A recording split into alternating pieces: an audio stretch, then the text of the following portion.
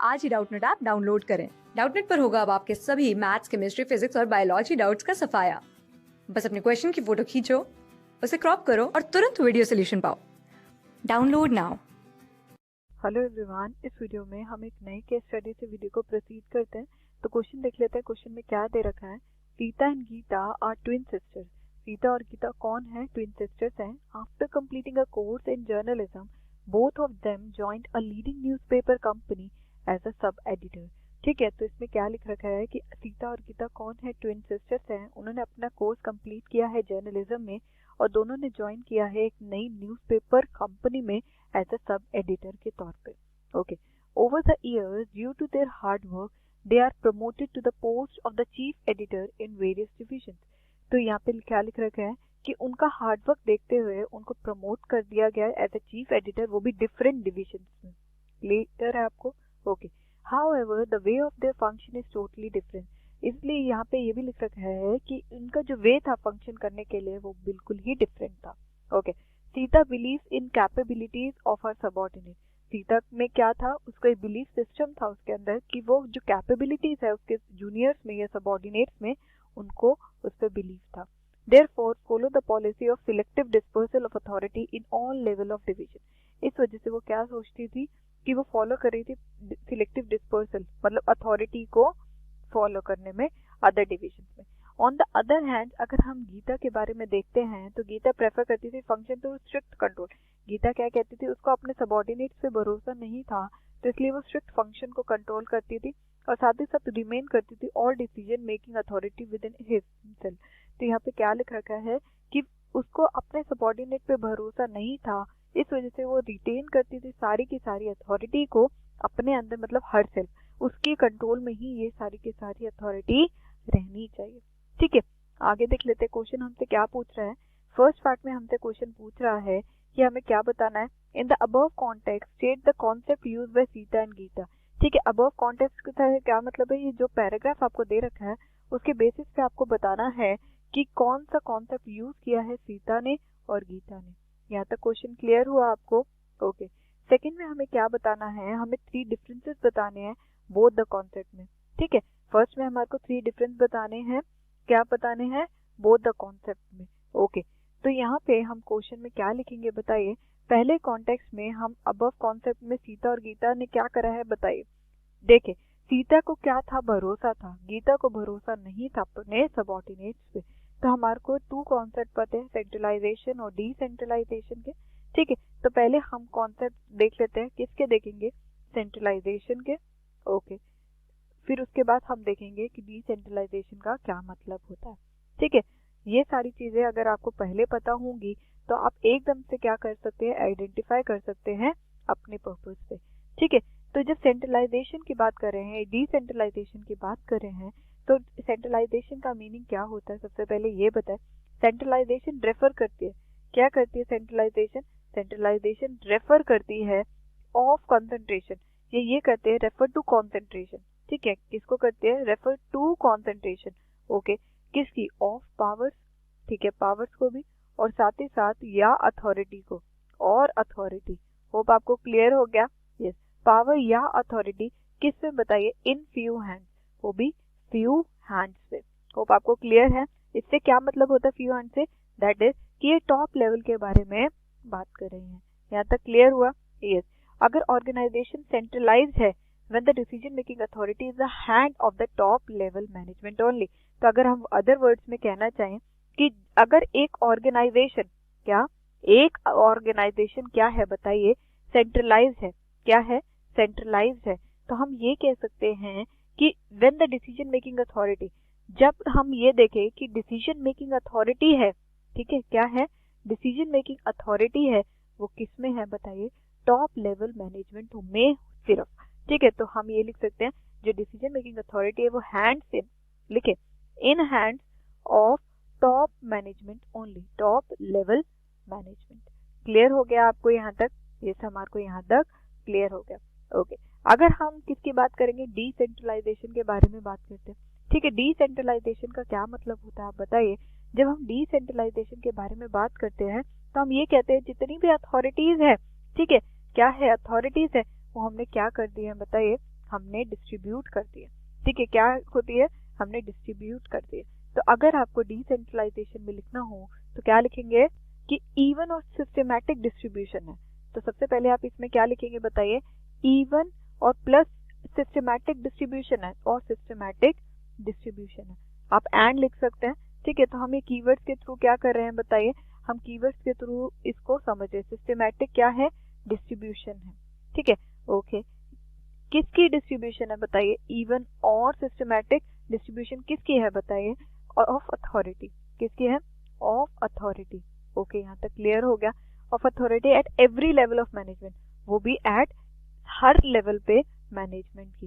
Clear हो गया आपको यहाँ तक, ये हमें यहाँ तक क्वेश्चन क्लियर है। अगर आगे हमारे को सेकंड पॉइंट में लिखना हो तो हम क्या लिखेंगे बताइए, कि जो डिसेंट्रलाइजेशन होती है, हर एम्प्लॉय हर डिफरेंट लेवल पे अथॉरिटी मिलती है। ठीक है, तो हम ये कह सकते हैं, अगर हम डिसेंट्रलाइजेशन को देखेंगे, ये लिखें अंडर डिसेंट्रलाइजेशन, तो हम ये कह सकते हैं क्या बताइए, एवरी एम्प्लॉय वर्किंग, हर एम्प्लॉय जो वर्क कर रहा है, एवरी एम्प्लॉय वर्किंग। ठीक है, यहाँ तक क्लियर हो गया। ओके, हर एम्प्लॉय जो काम कर रहा है, हम क्या कह सकते हैं बताइए, एट डिफरेंट लेवल, वो भी डिफरेंट लेवल्स से। ठीक है, एट डिफरेंट लेवल्स। ठीक है, वो क्या कर रहा है बताइए, उसको एक तरह की शेयर हुई है रिस्पॉन्सिबिलिटी। क्या हुई है, शेयर ऑफ रिस्पॉन्सिबिलिटी, या ये हम कहें कि अथॉरिटी ज्यादा अच्छा होगा, शेयर ऑफ अथॉरिटी। यहाँ तक आपको क्लियर हो गया, ये समय यहाँ तक क्लियर है।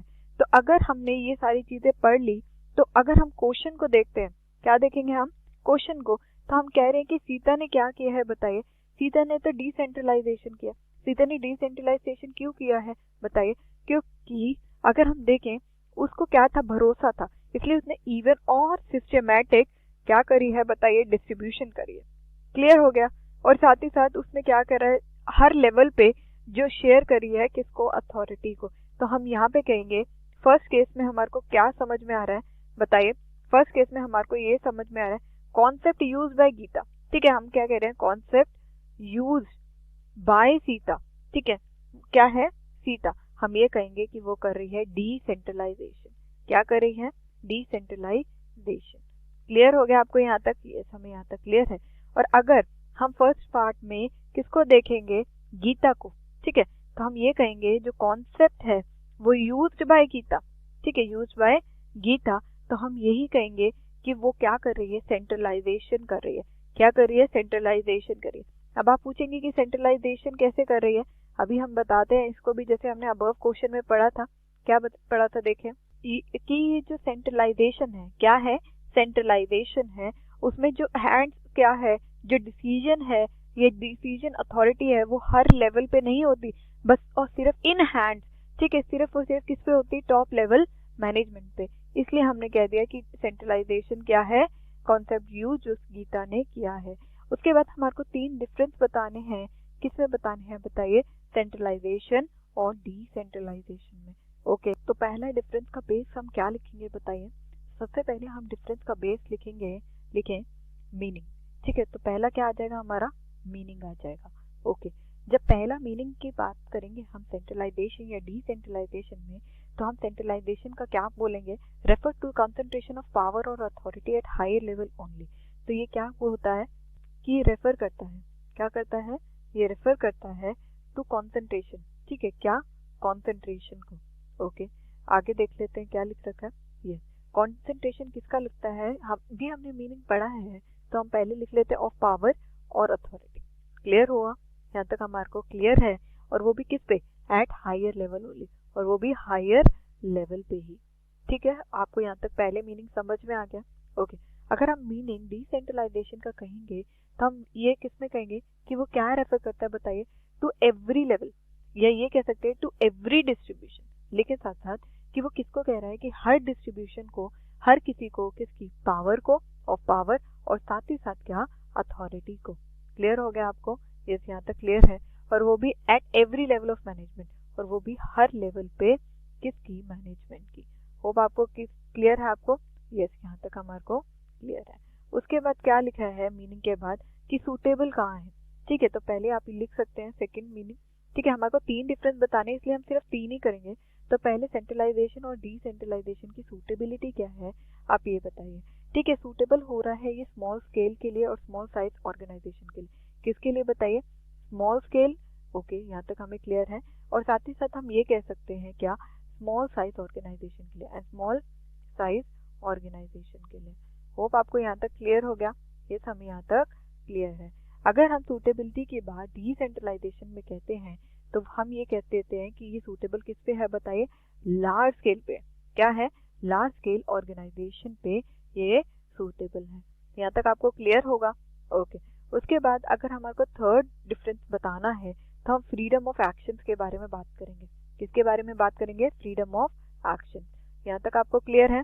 अगर हम देखें सेंट्रलाइजेशन में तो हमें पता है, क्या पता है कि जो मैनेजर्स हैं, ठीक है, मैनेजर्स हैं, उनके पास क्या होती है बताइए? लेस फ्रीडम ऑफ एक्शन होता है, less freedom of action. Hope आपको क्लियर है? Yes, less freedom of action. Okay. अगर हम डिसेंट्रलाइजेशन के बारे में बात करेंगे तो मैनेजर्स के पास क्या होती है? जो टॉप लेवल होते हैं वो ज्यादा फ्रीडम दे देते हैं, तो हम ये कह देते हैं मैनेजर्स के पास क्या होती है?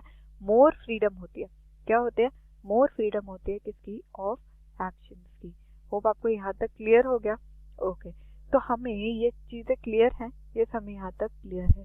तो अगर पहले हमने मीनिंग पढ़ा कि वो रेफर करे कॉन्सेंट्रेशन की पावर क्या है, अथॉरिटी क्या है, वो भी हायर लेवल पे ही होनी चाहिए, और साथ ही साथ फिर हमने रेफर करा कि क्या डिस्ट्रीब्यूशन है पावर की, अथॉरिटी की, वो भी हर लेवल ऑफ मैनेजमेंट पे। सेकेंड हमने डिफरेंस पढ़ा सूटेबिलिटी का, जो स्मॉल स्केल और स्मॉल साइज ऑर्गेनाइजेशन पे सेंट्रलाइजेशन बेस करता है, लेकिन अगर डिसेंट्रलाइजेशन की बात करें तो लार्ज स्केल ऑर्गेनाइजेशन पे बात करता है। फ्रीडम ऑफ एक्शन में अगर हम मैनेजर्स की करेंगे तो लेस फ्रीडम ऑफ एक्शन होते हैं, लेकिन अगर हम डिसेंट्रलाइजेशन की बात करते हैं तो मोर फ्रीडम ऑफ एक्शन होते हैं। तो यहाँ पे हमारे को समझ में आ गया कि हमने सेंट्रलाइजेशन गीता का क्यों बोला है, डिसेंट्रलाइजेशन हमने सीता का क्यों बोला है, इसका मीनिंग भी हमने समझ लिया। उसके बाद हमने डिफरेंस को भी बहुत अच्छे से एक्सप्लेन किया है। होप आपको ये केस स्टडी क्लियर है। वीडियो को देखने के लिए थैंक यू सो मच। और अगर आप ये पूछेंगे कि ये कितने मार्क्स का आएगा तो हम ये कहेंगे ये 3 मार्क्स का आएगा और ये 2 मार्क्स का, तो टोटल 5 मार्क्स का आएगा। होप आपको अब क्लियर होगा? ओके। तो डाउट क्लियर है? यस। तो ये वीडियो को देखने के लिए आपको बहुत बहुत थैंक यू। क्लास 6 से 12 से लेके नीट, IIT, जेईई मेंस और एडवांस के लेवल तक 10 मिलियन से ज्यादा स्टूडेंट्स का भरोसा। आज ही डाउनलोड करें डाउटनेट ऐप या व्हाट्सएप कीजिए अपने डाउट्स 8400 400 400 पर।